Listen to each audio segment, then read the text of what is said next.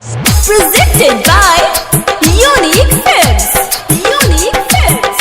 Unique Films.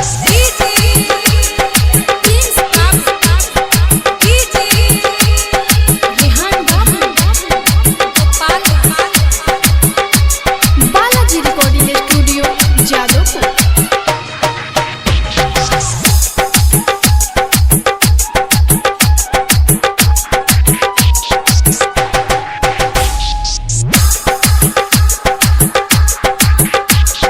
धरती पयाइले एगो चान बनी के हमर जान।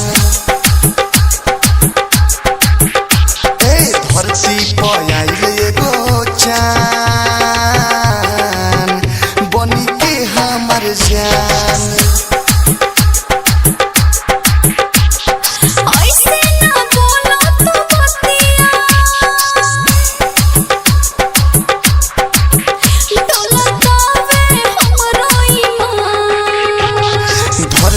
पयाइले एगो चान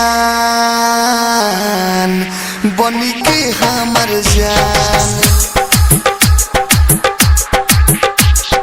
धरती पयाइले एगो चान बनी के हमर जान।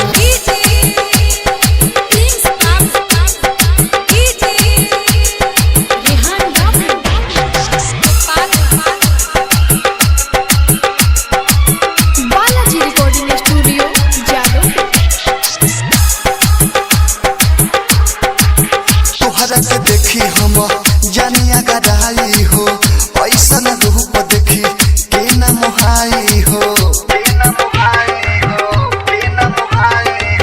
तोहरा के देखी हम जानिया गराई हो, ऐसा न रूप देखी के न मोहाई हो।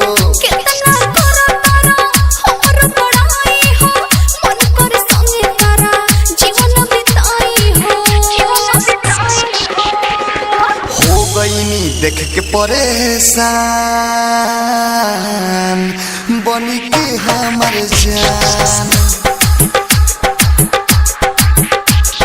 धरती पयाइले एगो चान बनी के हमर जान। Presented by Unique Films. Unique Films.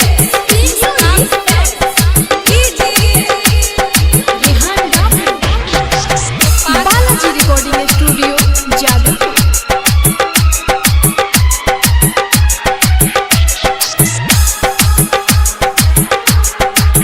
लागल रहो हरदम नहीं एक नहता हो, गजब के रचल बारे तोहके विधाता हो। लागल रहो हरदम नहीं एक नहता हो, गजब के रचल बारे तोहके विधाता हो।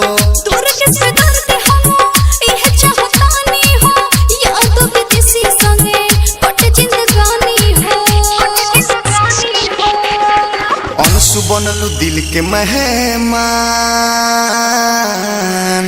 बनी के हमर जान।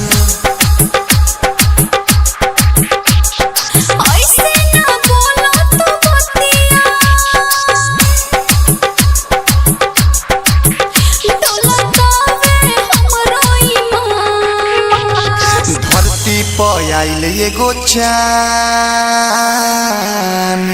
बनी के हमर जान।